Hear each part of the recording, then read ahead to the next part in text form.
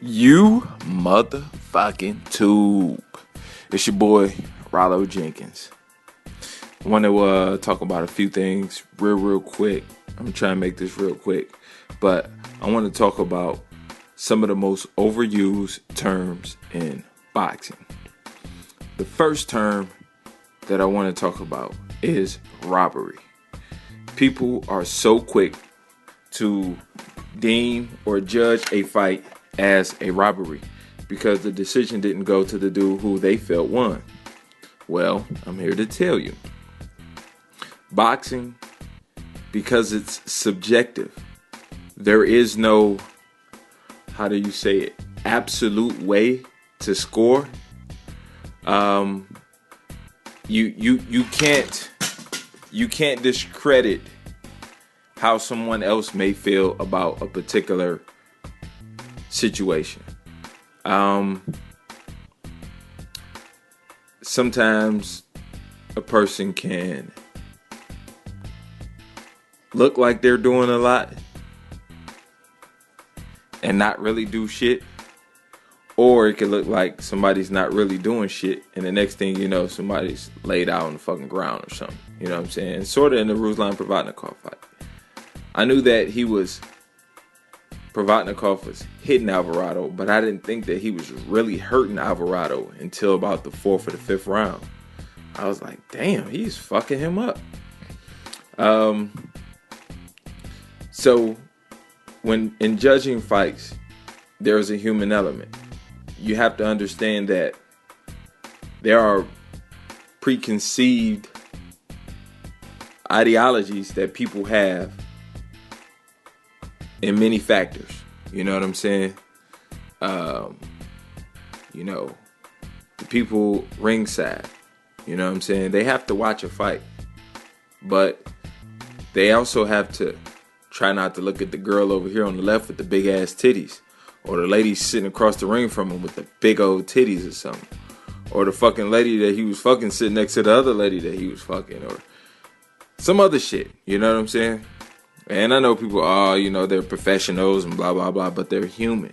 They're no more or less human than your ass is. You know what I'm saying? When you at work sending text messages or sexting with your old lady while you at work, knowing damn well you ain't supposed to be doing that shit. You know what I'm saying? It's no different. It's no different at all.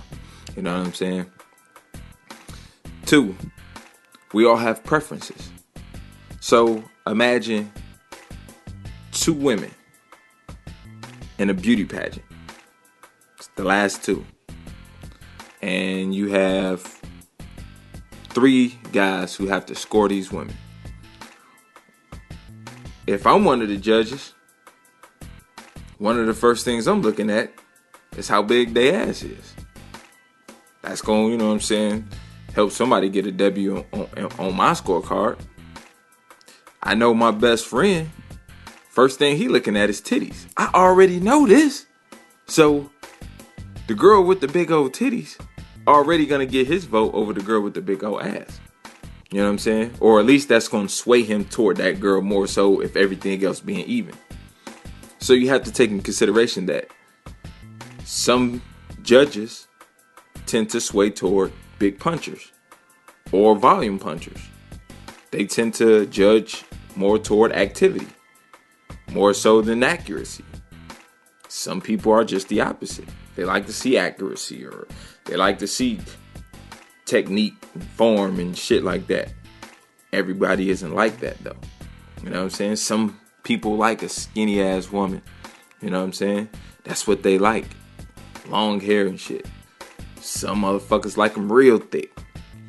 Way thicker than I would consider thick. You know what I'm saying? That's what some dudes like.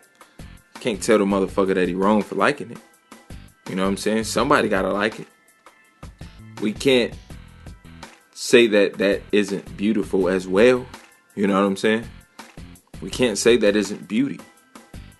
So there are different things that people see and perceive differently. So we can't always call a fight because it wasn't scored the way that we thought it should have been scored a robbery. You know what I'm saying? So often. You know what I mean? I heard so many people talk about Timothy Bradley getting robbed against Pacquiao and Bradley getting getting a robbery against Provodnikov. You know what I mean? Zlandi Lara and fucking Paul Williams, and you know what I mean? Now in the Paul Williams fight, that's the biggest most lopsided fight that I can remember in recent times, that one dude wasn't declared the victor. I've seen a lot closer fights be called robberies. You know what I'm saying? But anywho, the next term that I want to talk about that I think is completely overused is skill set. I hear people say this skill set term. You know what I'm saying? Air quotations. Skill set. Skill set is a particular set of things that one does well. You know what I'm saying? So, for instance,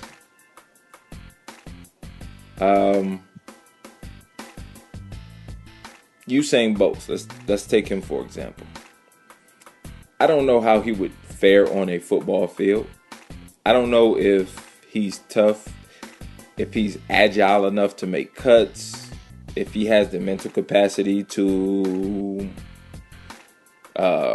remember plays or read defenses, or the footwork to gain space in tight spaces. But what I do know is, if he's lined up at wide receiver and you say go, and he got to run a fly pattern, it's going to be hard as fuck for anybody in the NFL to keep up with his ass. And that's a hell of a skill. Now, he may not do any of the other things well, but the one skill that he has can be so potent that it covers up all the other deficiencies that he has. Give you another example. Kevin Durant. Kevin Durant, we all know, can put the fucking ball in a hoop. I don't believe that Kevin Durant lacks anything in his game offensively. He may lack a little bit on the defensive end. Would you not take Kevin Durant on your team because he doesn't have the best overall skill set? Nah, that motherfucker can put the ball in the hoop, right? But you had a dude like Ben Wallace, who played in the NBA for many years. The motherfucker couldn't shoot a lick. This motherfucker made all-star teams. He was an all-star.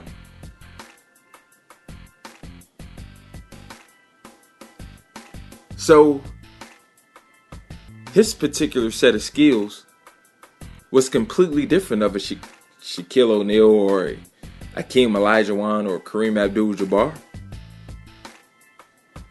But his particular set of skills were very vital and important to the dynamic of a championship team.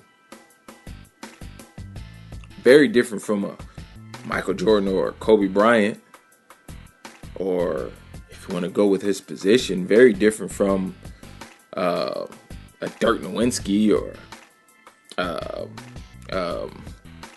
Tim Duncan. But he had a set of skills that made him very important to the dynamic of a championship squad.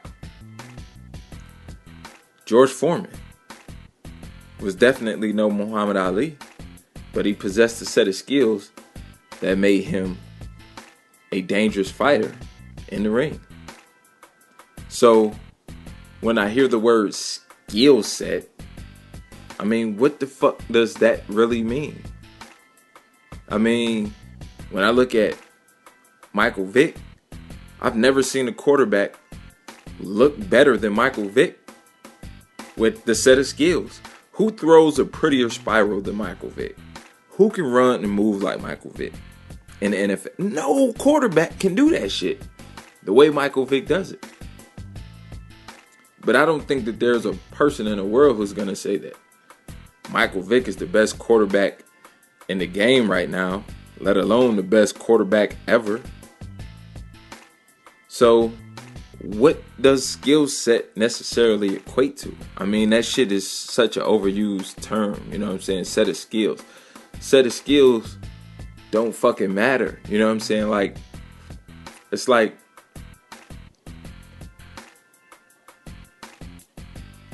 having a set of skills, you know what I mean, means that you can do a certain thing pretty well. Something in particular very well. Like Floyd Mayweather can do a lot of things pretty good, but he hardly knocks people out. Some people, that's all they do. And if they can't knock you out, then they may not win. Some people can't knock you out. And if it ever get to a point where they fighting a motherfucker where they can do the shit that they can do, then they might be in trouble.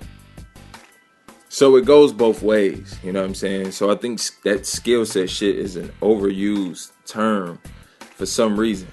You know what I mean? That I think that some shit that people started to say to elevate some fighters, a host of fighters, because they're lowering the standard of good and great.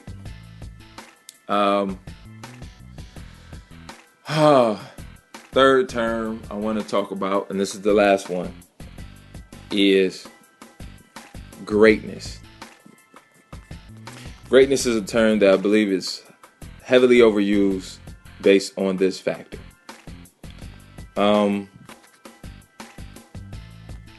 If great before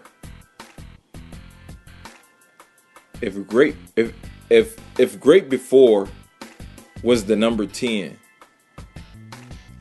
how in the fuck can great now be number 8? You know what I mean? What I'm saying is, you know, like when you talk about like, let's take basketball for instance. When you say Magic Johnson was great, and you start talking about the great shit that Magic did. You know, he played center in the finals and hit the game-winning shot. He led the league in career assists, 10 out of 12 years. You know, he was the catalyst for 5 championships for the Los Angeles Lakers. He made numerous big shots in numerous big games. He was, the focal point, or at least the tandem of the core of a dynastic team. That made him great. You know what I mean? Then, 2 or 3 generations later, we call them motherfuckers great that haven't done any of the shit that I just said about Magic and what made him great. You know what I'm saying? Like when we talk about, like, Ray Robinson had, 200 some odd fights, 100 some knockouts, and he went up in weight divisions, and he won titles, single titles, because there was only one champion at the time. Then we go on to make all of these different rules for fighters not to be great. So, I mean, like, not to do shit that great fighters did so we can elevate them to greatness. So, for instance, we know that more than likely a fighter is not going to fight nothing near 200 fights. You know what I'm saying? We understand that. But back in the day, for a fighter, that was the norm, to fight plenty of fights. So okay, you ain't got to fight that extreme. You ain't got to fight 200 fights. But when you fighting a quarter of the amount of fights, now we're lowering the standard for what greatness is. Okay, I give you a pass on that. You can have a pass on that. All right, of course, you ain't got to fight as much. You ain't got to fight nearly as much. Not even close to as much to what the great fighters did. Okay, that's cool. All right. Well, when you don't fight so many fights, then you tend to find other ways to be great, like unifying all the titles in a division. You hold, at least you just wipe out the division where, like Roy Jones did. At one point in time, he was the IBF, the WBA, the WBC, the IBO, and the fucking Ring Magazine. At one time, at light heavyweight, Roy Jones had 6 belts. 6. Count them, 6. WBA, WBC, the IBF, the IBO, and the WBO, and the ring. All at the same time. Simultaneously, he had all of these titles at one point in time. I can't remember a time where anybody else has done that. That was great. That's something that could separate him from greatness in the sense that I can't name a single fighter who's done that with this alphabet soup that's going on in boxing. You know what I'm saying? But when you haven't done anything that no other fighter hasn't done, why do we elevate these guys to greatness or to good status like Adrian Broner? Why is he fighting Marcos Maidana on pay-per-view? What did Marcos Maidana do for us to think that, wow, this is a big fight? It's so big, this shit should be on pay-per-view. Who did he beat? Josecito Lopez? Maybe it was his win over Victor Ortiz a few years ago. Maybe that was the fight that elevated him to this point. Or maybe it was his almost win against Amir Khan. Or his loss against Devin Alexander that elevated him to this status. Or maybe we're at a point in time in boxing where Adrian Broner is having a showcase fight, just expecting us to pay for it. You know what I'm saying? Maybe the people, his handlers, manager, promoter, whatever, decided that we'll put on a showcase fight for Adrian Broner and make it a pay-per-view. See, that shit started way back in the day when motherfuckers got greedy with Mike Tyson. Remember when they put on Mike Tyson versus Peter McNeely on pay-per-view? And like some fucking junkies, we fell for it. Hook, line, and sinker. Okie doke. You ain't okie doking me no more, especially with the prices of this shit. I'm not about to pay $65 to watch Adrian Broner. It's not pay-per-view.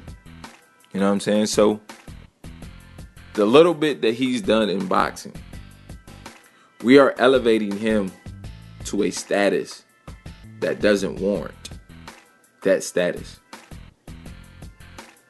Robert Guerrero fighting on pay-per-view.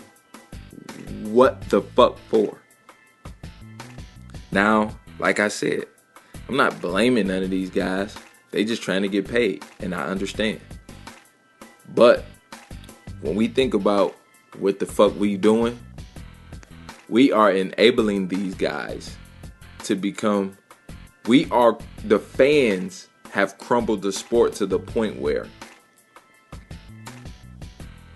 they can sell us the most unwool over the eyes bullshit. Have us pay for it.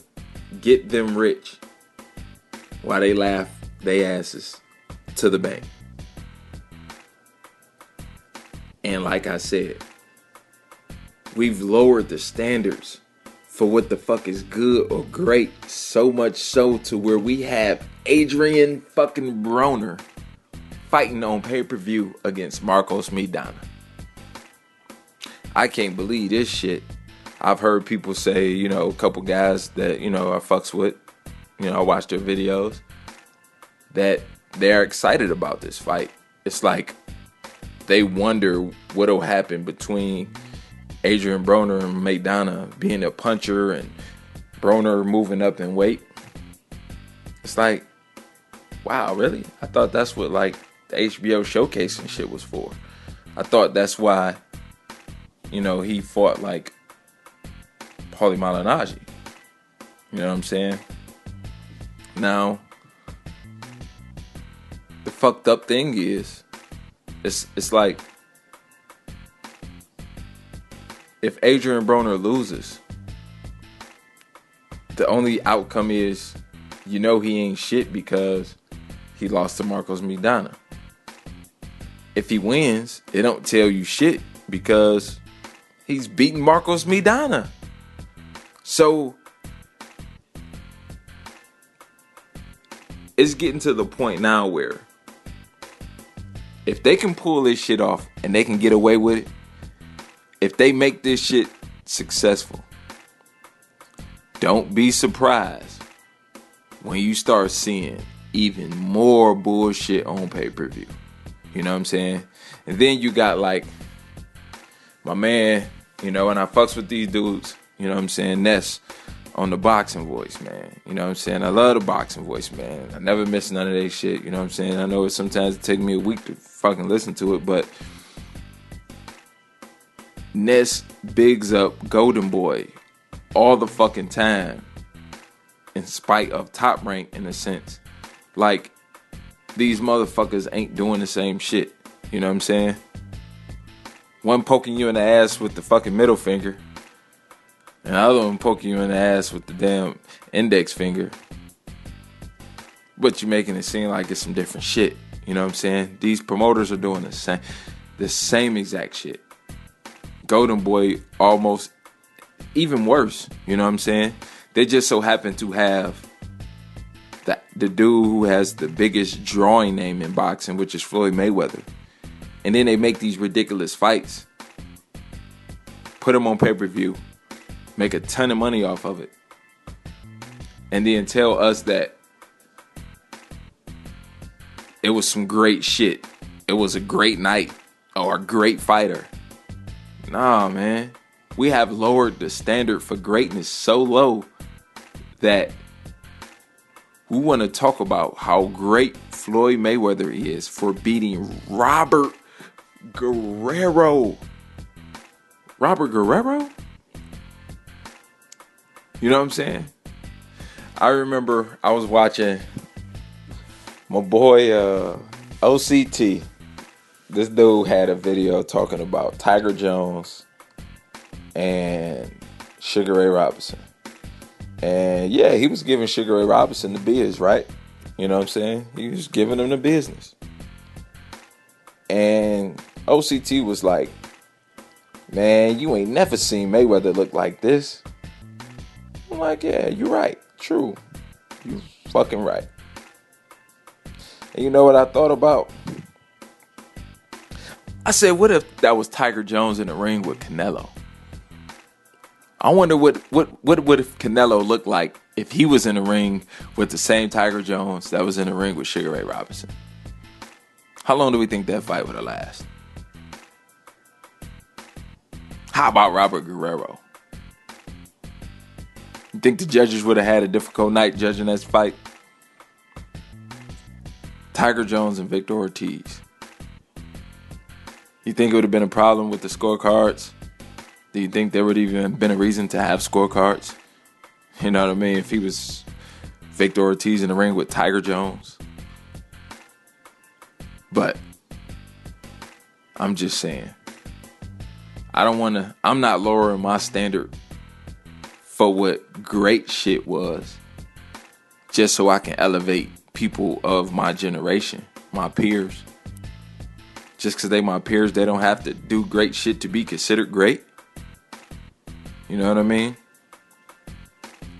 You know, I don't believe that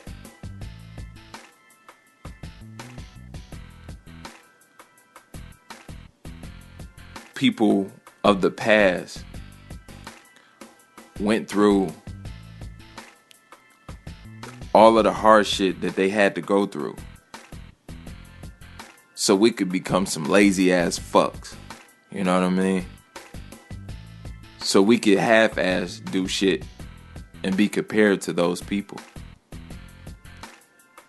So we can do a tenth of the shit that they did and then be put in the same fucking limelight and breath and discussions as those folks. I think that they did those things to show us, the next generation, that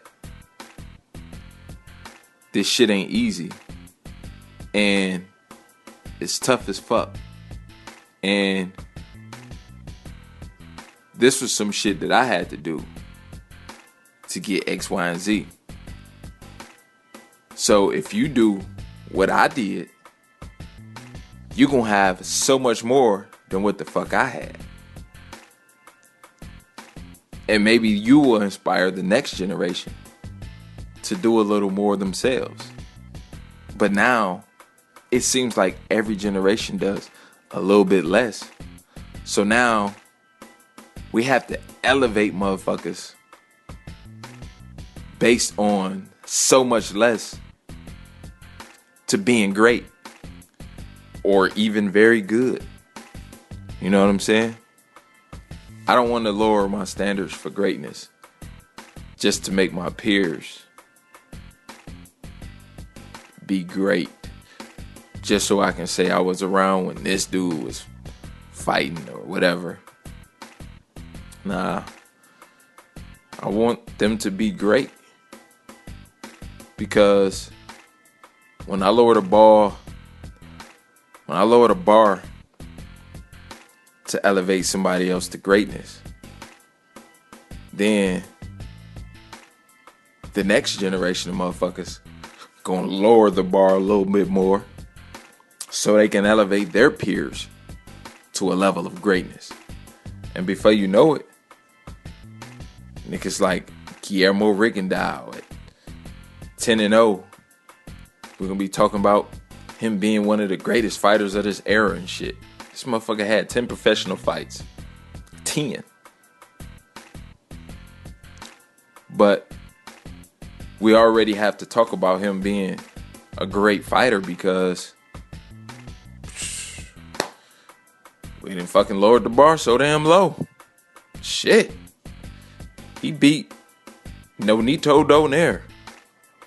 What the fuck does that mean? Man, it's your boy, Rollo Jenkins. Holla at your boy.